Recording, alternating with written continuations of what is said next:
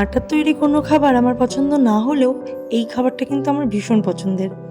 নিশ্চয়ই বুঝে গেছো, ঠিকই ধরেছো, আমি ঠেকুয়ার কথা বলছি।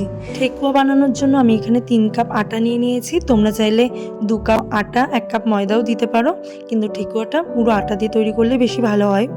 আর দিয়েছিলাম 1 কাপের থেকে একটু কম সুজি, আর নারকেল কোড়া, সামান্য কিছু নারকেল কুচি, সামান্য পরিমাণে লবণ, কিছুটা মৌরি আর 4 চামচ মতন ঘি দিয়ে ভালো করে এটা ময়াম দিয়ে মেখে নিয়েছিলাম।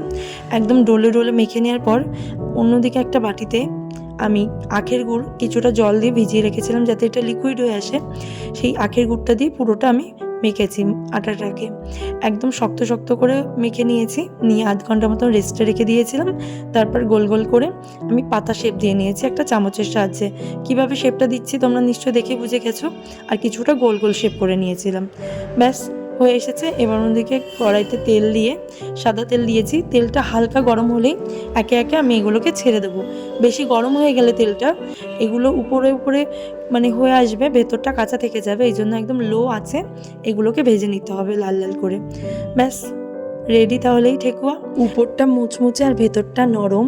এই ঠেকুয়া খেতে ভীষণ ভালো লাগে। তোমরা কে কে ঠেকুয়া খেতে পছন্দ করো অবশ্যই কমেন্ট সেকশনে জানিও। আর হ্যাঁ, এবার থেকে চেষ্টা করবো প্রতিদিন রেসিপি শেয়ার করার।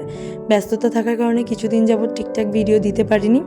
আজকে ভিডিওটাও আমি এক হাত দিয়েই শ্যুট করেছি। তোমাদের কেমন লাগলো অবশ্যই জানিও।